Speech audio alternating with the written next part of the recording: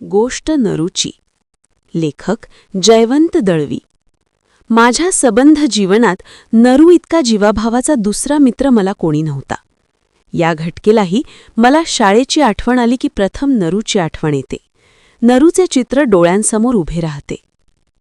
नरू कुळवाड्याच्या कुळात जंगाला आला होता तरी तो बामणाच्या पोरासारखा दिसायचा. गोरागोमटा, तरतरीत लांब नाक, निमुळता आणि हसतमुख चेहरा. आपल्या पांढऱ्या टोपी खालून आपली शेंडी नेहमी बाहेर लोंबती ठेवायचा. आम्ही अनेकदा चेष्टेनं त्याची शेंडी ओढत असू, पण तो कधी हटला नाही.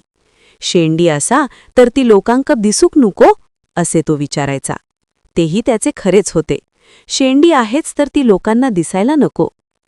अगदी प्रथमापासून नरू आणि मी वर्गात शेजारी शेजारी बसत असू. आम्ही मधून मधून बोलत असू. म्हणून पावटे मास्तरांनी आमच्या जागा बदलून टाकल्या होत्या. पण पावटे मास्तर जाताच आमचे गोणपाठ पुन्हा एकमेकांस जोडले.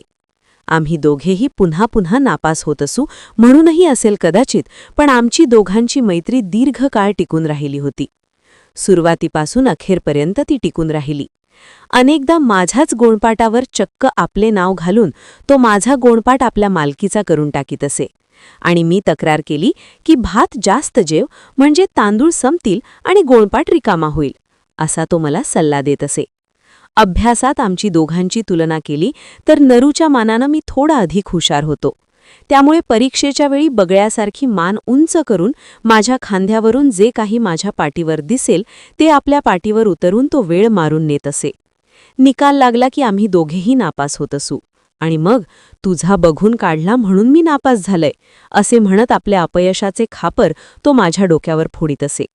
आणि तरीही आमची गाढ मैत्री अखेरपर्यंत अबाधित राहिली होती. खरे सांगायचे म्हणजे नरूचे अभ्यासावर असावे तसे लक्ष नव्हते. अनेकदा तो दांड्या मारायचा.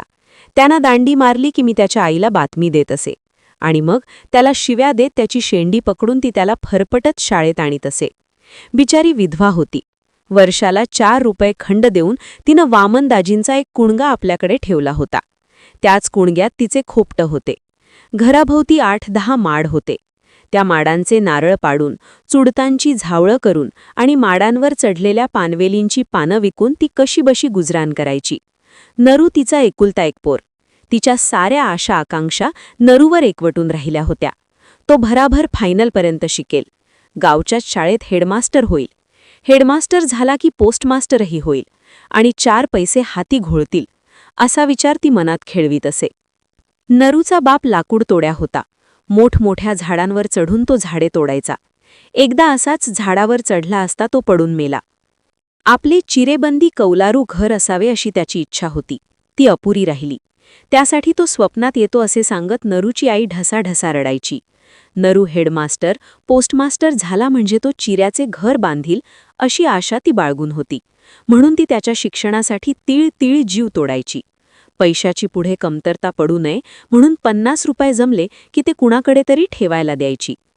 पण दुर्दैवाची गोष्ट अशी की नरू शिकला नाही. अभ्यासात फारसे लक्ष त्याने घातले नाही. खरे म्हणजे तो चौकस बुद्धीचा होता, पण त्याच्या चौकस बुद्धीला वळण देणारा कुणी भेटला नाही. ही कुळवाड्याची पोरं शिकून शिकणार काय? 4 बुके शिकतील आणि शाळा सोडून घरी बसतील असेच मास्तर गृहीत धरीत असत. आणि अनेकदा तसे होत असे. नरूनेही पुढे तसेच केले. अभ्यासात त्याने कधी लक्ष घातलेच तर त्याचे शंकेखोर मन सर्वांच्या पुढे धावत असे. एकदा शिवाजी महाराजांचे बालपण या विषयावर 10 ओळी लिहिण्याचे काम आमच्या नशिबी आले. शिवाजी महाराज कसे घोड्यावर बसत असत, तरवार कसे चालवित असत, मावळ्यांना शस्त्रे चालवण्याचे शिक्षण कसे देत असत आणि किल्ले कसे बांधित असत याची चित्रे आम्ही डोळ्यांसमोर घोळविली. वयानं आमच्या एवढा लहान पण भरगच्च दाढीमिशी असलेला आणि रत्नखचित टोप मस्तकी घातलेला बालशिवाजी आमच्या नजरेसमोर आला. त्याच्या बहादुरीचे वर्णन 10 ओळींत पूर्ण करण्यासाठी मी पाटीवर पेन्सिल टेकवली मात्र आणि दबलेल्या आवाजात नरू माझ्या कानात पुटपुटला.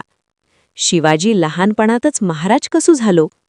त्याच्या शंकेनं मला हसू आले, पण हसण्यात वेळ दवडताही शक्य नव्हते. म्हणून मावळे, ढाल, तरवारी, किल्ले, घोडे या सर्वांना मी दिमतीला धरले. पण नरूचा निबंध मात्र थेट वेगळा झाला. शिवाजी लहानपणी भयंकर खोडकर होता. तो गुरे घेऊन डोंगरावर जात असे. काजूच्या झाडावरचे बोंडू तोडून खात असे. दुसऱ्याच्या झाडावर दगड मारून कैऱ्या पाडीत असे. उन्हातान्हात भटकल्यामुळे त्याला तहान लागत असे. मग तो आईकडे पाणी मागत असे. कैऱ्यांवर पाणी प्यायल्यामुळे रात्री खूप खोकत असे आणि मग आई त्याला शिव्या घालीत असे.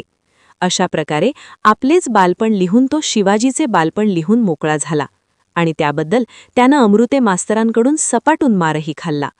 भामटा, शिवाजी महाराजांबद्दल अनादरानं लिहितो असे म्हणत अमृते मास्तरांनी त्याचे डोके दगडावर दगड आपटावा तसे भिंतीवर आपटले होते आणि भिंतीला पाठ टेकवून उभे राहण्याची खुर्चीची सजा दिली होती.